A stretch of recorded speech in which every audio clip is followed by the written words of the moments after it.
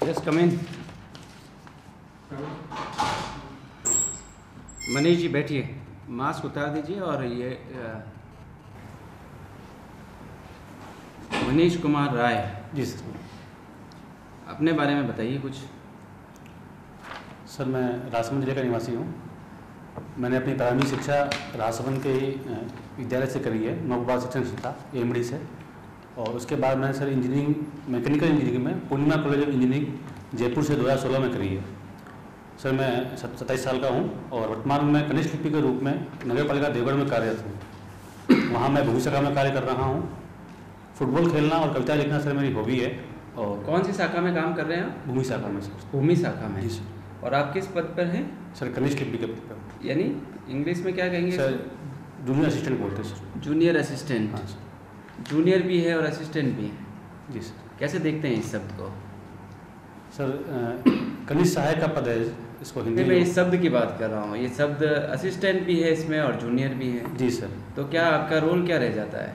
Sir जो UDC होते हैं या फिर जो सीनियर सिटीजन होते हैं उनको असिस्ट करने का काम बेसिकली हम देखते हैं इसके अंदर, उनकी सहायता और उनसे कोई चीज़ें सीखते हैं हम लोग, तो इसलिए इसका पदनाम ये दिया हुआ है सर। आप भूमि शाखा में जी काम कर रहे हैं? जी सर।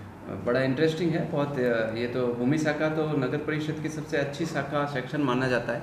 हाँ सर, काफ़ी जिम्मेदारी का काम होता है, रेस्पॉन्सिबिलिटी ज़्यादा होती है इसमें। जिम्मेदारी होती है या कुछ और चीज़ें होती है? सर जिम्मेदारी ज़्यादा होती है इसमें और अप टू डेट रहना पड़ता है। रोज़ नए नए सर्कुलर आते हैं, उनको देखना पड़ता है, उनको समझना पड़ता है। तो अभी कुछ चर्चा में चल रहा है आपको, आपकी शाखा को लेकर? जी सर, अभी एक तो भू उपयोग परिवर्तन से संबंधित कुछ चीज़ें चल रही हैं और मास्टर प्लान से संबंधित चीज़ें चल रही हैं। तो और कुछ चल रहा है, एक ऐसा स्टेट लेवल पे एक मुद्दा चल रहा है जिसमें आपकी भूमि शाखा सीधी इन्वॉल्व है। सॉरी सर, मैं उसको रिकॉल नहीं कर पा रहा। मैं बता दूं आपको कि वो आपके जो है नगर परिषद, नगर पालिका जो है उनके कुछ निरस्त करने से संबंधित है, जो अभी सिविल कोर्ट तक ही संबंधित था।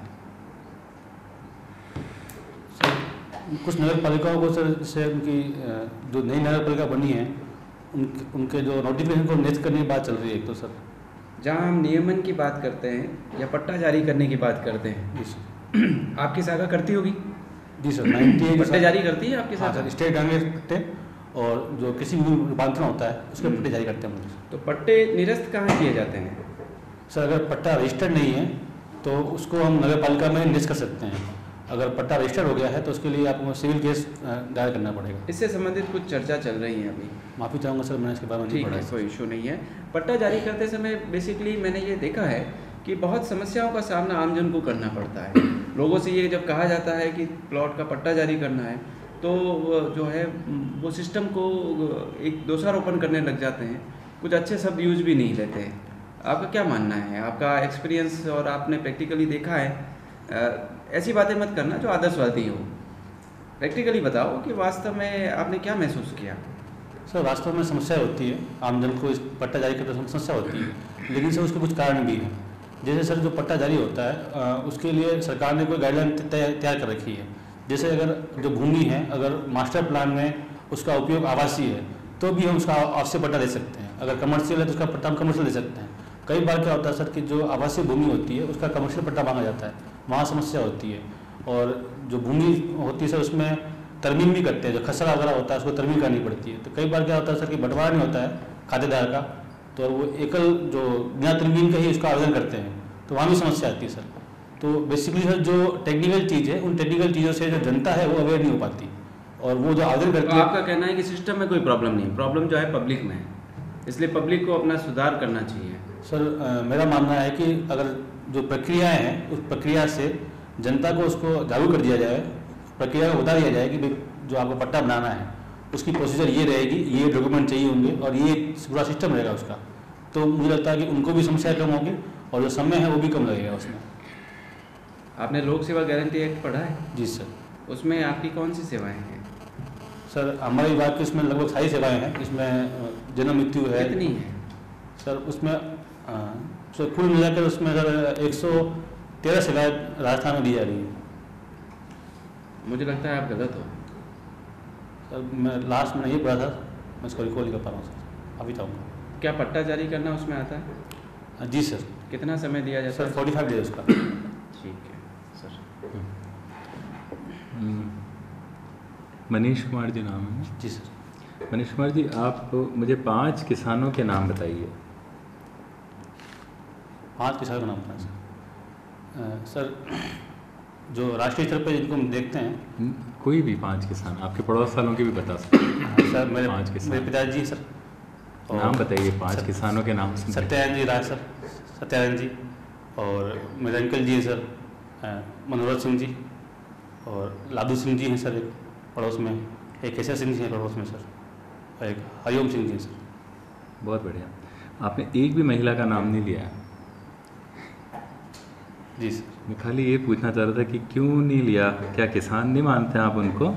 सर आमतौर पर सर हमें जो जिस सोसाइटी से मैं बिलोंग करता हूँ सर, वहाँ महिलाएं खेतों में काम नहीं कर पाती है, तो इसलिए एक छवि बनी हुई है बचपन से, वो पुरुषों की बनी हुई है कि खेतों में जो काम है पुरुष करते हैं, तो इसलिए सर ऐसा हुआ है। मैं इसके लिए माफी चाहूँगा सर। ऐसा तो मैंने कोई समाज नहीं देखा। कौन सा समाज है जो खेतों में महिलाओं को काम नहीं करती? मतलब मैंने तो सभी समाज की महिलाओं को खेतों में काम करते हुए देखा है, तो मैं उस समाज के बारे में भी जानना चाहूँगा जो खेतों में काम करने के लिए अलाउ नहीं है। सर जो राजपूत समाज है सर, उसमें आमतौर पर महिलाओं को खेतों में अलाउ नहीं करते हैं सर।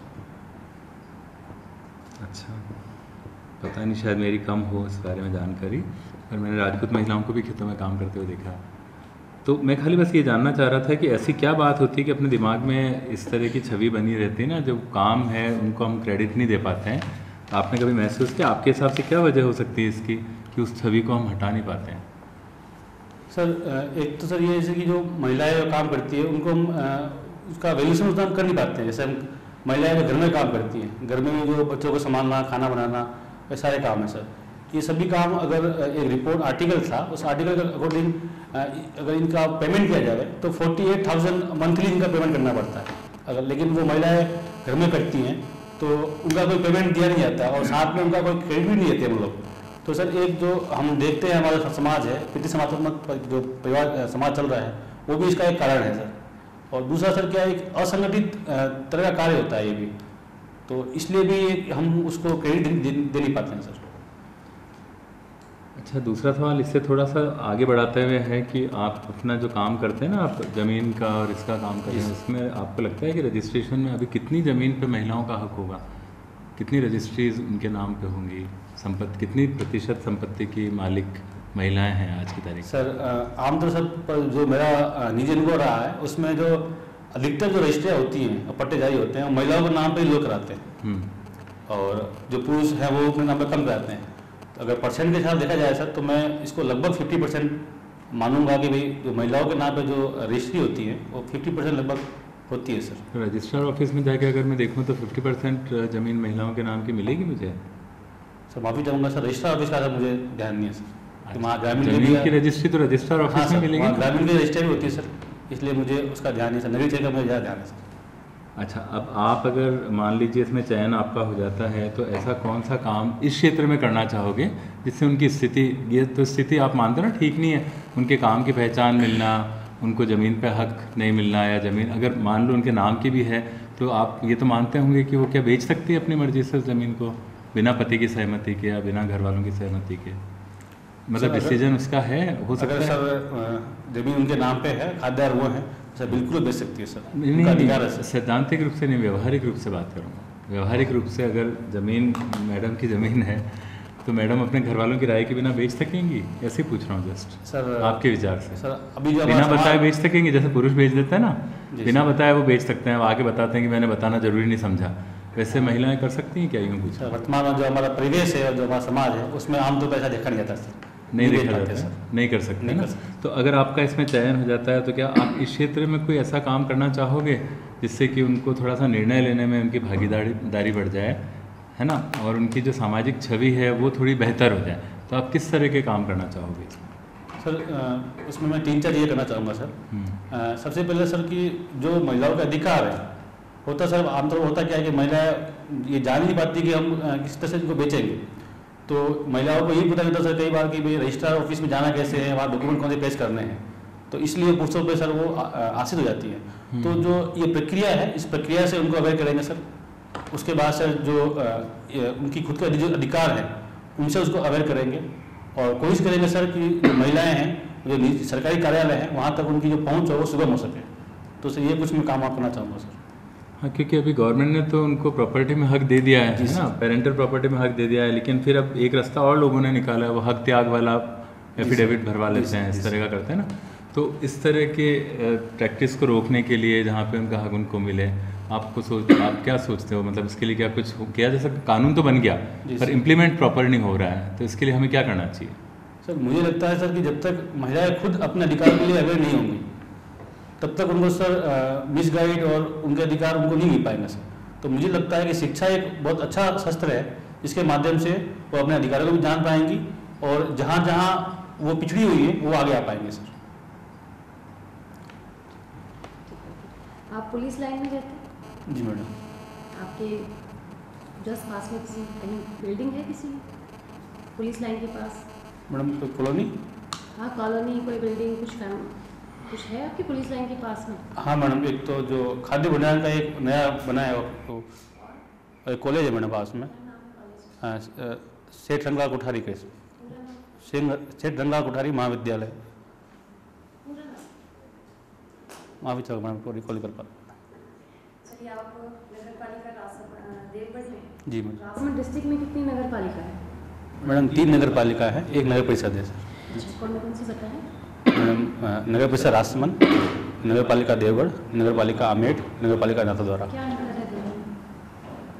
मैडम नगर जो नगर पालिकाओं और नगर परिषद का गठन किया जाता है उसमें कुछ आधार होते हैं। एक तो वहाँ की रेवेन्यू, वहाँ की जनसंख्या।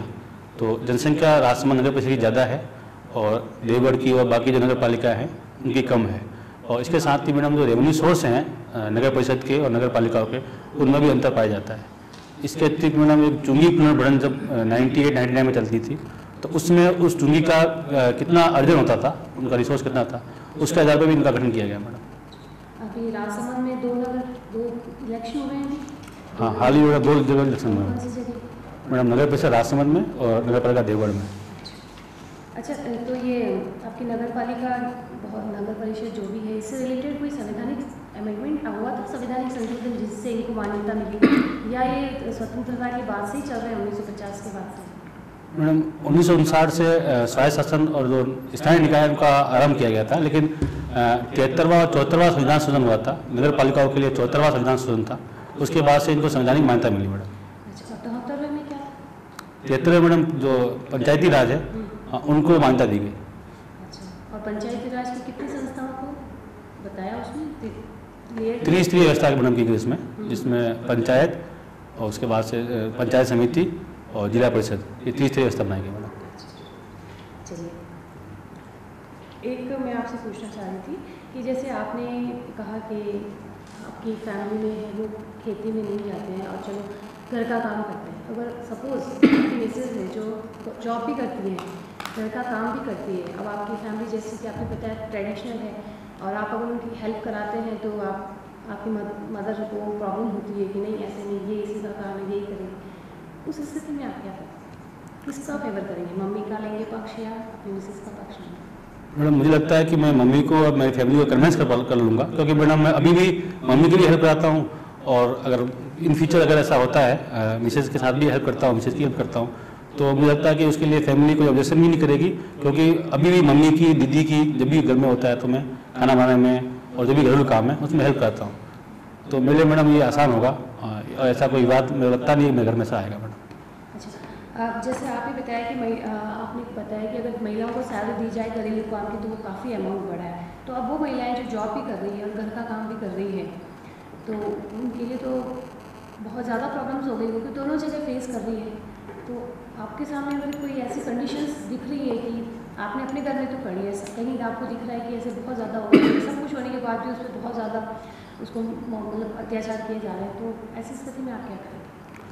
मैडम सबसे पहले तो जो दूसरा पक्ष है, जब जो पुरुष है, जब तक मैडम उनको ध्यान नहीं लगेगा कि भाई इस काम की वैल्यू इतनी है या इस काम को करने की जिम्मेदारी इस तरह की है कि टाइम पे सब चीज़ होनी चाहिए, आपका खाना, नाश्ता, बच्चों के कपड़े, स्कूल, तो जब तक मैडम वो वैल्यू उस पुरुष को पता नहीं चलेगी, वो उस महिला की वैल्यू है उसका मैं तो समझेगा नहीं, तो मुझे लगता है मैडम कि जब तक हमें फर्स्ट काम ही करना चाहिए, जैसे जो आर्टिकल मैंने पढ़ा उसके बाद से मैंने इस चीज़ को समझा कि भाई इस काम की इतनी वैल्यू है, तो ऐसे आर्टिकल, ऐसे सामाजिक कार्यक्रम, जागरूकता कार्यक्रम हमें और करने चाहिए ताकि जो वो उस काम का वैल्यूएशन है वो वास्तव में लोगों को पता कर सके। अच्छा, बाकी सब लोग इस बात को समझते हैं, आपको क्या लगता है वर्तमान में सभी लोग समझते हैं इस चीज़ को? मैडम मुझे लगता है कि सभी नहीं समझते हैं, लेकिन धीरे धीरे जैसे जागरूकता बढ़ रही है और इस तरह से जो प्रोग्राम सरकार के हो रहे हैं और जागरूकता फैलाई जा रही है सरकार की तरफ से, तो ये चीज़ें बढ़ रही है और मुझे उम्मीद है मैडम कि धीरे धीरे हम जो लक्ष्य हमने निर्धारित कर रखे हैं, जो हम सोचते हैं वहाँ तक हम पहुँच जाएंगे। Thank you. मनोज जी, आपने कविता, हिंदी कविता लेखन और सुनना लिखा है। एक कवि का हृदय तो उन्मुक्त होता है, स्वतंत्र होता है। आप ऑफिस में जॉब कर रहे हो, आपने देखा होगा कि सरकारी नौकरी में तो बहुत सारी बंदिशें होती हैं। आपको जैसे आज इच्छा हो जाए 15 दिन कुंभ में जाना है, तो आपकी छुट्टी स्वीकृत हो ना हो, तो आप इतना अच्छा बैकग्राउंड है टेक्निकल, आप अपना खुद का फील्ड कर सकते हो, अच्छा बिजनेस कर सकते हो, उसके बाद इस बंदिशों की नगरी में वापस इस प्रशासन में क्यों आना चाहते? जी सर, प्रशासन में आने का भी कारण मानता हूँ कि मेरी कविता है, क्योंकि सर कवि के कविता के दौरान जब हम इमेजिन करते हैं और जो कल्पना करते हैं उसमें मैंने देखा है कि कई बार समाज में कई चीज़ें ऐसी हैं जो मैं करना चाहता हूँ, या बहुत सारी योजनाएं जो सरकार ने पहले से बना रखी है वो बहुत अच्छी योजनाएं हैं जिनसे व्यापक जनहित उसमें समाया हुआ है, लेकिन वो पहुँच नहीं पाती है। तो मुझे लगता है कि ये कवि जो होता है सर, वो हमेशा ये चाहता है कि समाज का सभी वर्ग, सभी लोग सुखाल रहें, खुशहाल रहें और सुखी रहें। तो कविता सर मुझे प्रेरित भी करती है उनके लिए। और सर कवि बिल्कुल मुक्त होता है। तो हमारा राजस्थान से ऐसा है जहाँ हर गांव, हर ढाणी में ऐसी जगह होती है जहाँ हम घूम सकते हैं, वहाँ का जो प्राकृतिक रिसोर्सेज उनको देख सकते हैं। तो दोनों काम में मानता हो सकता है। साथ में सर जो प्रशासनिक सेवाएँ हैं और जो सरकारी नौकरी है, इसमें जीवन का स्थायित्व मिलता है। एक आपको जीवन के जो दूसरे जो आर्थिक फैक्टर है उनके लिए सोचना नहीं पड़ता है और आप एक टाइमली काम ही कर सकते हो।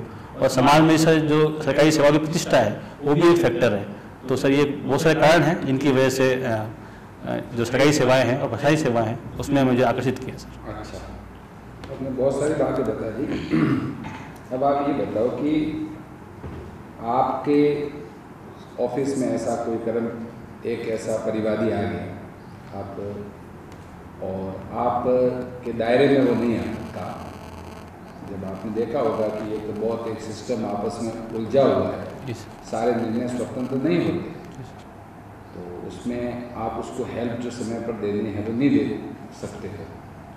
तो ऐसे में कहीं आपको ये नहीं लगता कि आपकी भावना वहाँ पर आहत हो जाएगी, और उस समय आहत होगी तो आप क्या करोगे? सर सरकारी सेवाओं में जो हर विभाग की, हर सेक्शन की एक लिमिट बनाई होती है। ठीक है, वो इसलिए बनाई जाती है कि कार्य सही समय पे और टाइम से हो सके। और ऐसा कोई व्यक्ति है तो मैं उसकी हेल्प इस तरह से कर सकता हूँ सर कि जो काम वो करना चाहता है उसके रिक्वायर्ड डॉक्यूमेंट जो है, उसकी जो प्रक्रिया है, उससे संबंधित जो विभाग है उसके बारे में उसको बता दूंगा। और अगर कोई मेरी जानकारी है उस विभाग में तो मैं उनको भी कह दूंगा कि ये जो दीन दुखी है, ये परेशान है, इसका आप काम थोड़ा सा जल्दी करना, या फिर इसको अगर कोई डॉक्यूमेंट कमी है तो उसकी आपूर्ति करा देना। अगर मैं जानता हूँ उस प्रक्रिया के बारे में तो मैं खुद बता दूंगा, और मैं नहीं जानता हूँ तो मैं उस विभाग से संबंधित जो अधिकारी या कर्मचारी हैं उनसे पूछ के उस व्यक्ति की मैं हेल्प कर सकता हूँ सर। ठीक है। आप 4 हिंदी कवियों के नाम बताओ जिनको आप सुनते हो, आपने लिखा है सुनना। जी सर। सर हरिओम पवार जी को मैं सुनता हूँ, कुमार विश्वास जी को सुनता हूँ। इसके अलावा सर दुष्यंत कुमार की कविताएं जो रिकॉर्डिंग में पड़ी है यूट्यूब पे वगैरह पे, उनको भी मैं सुनता हूँ।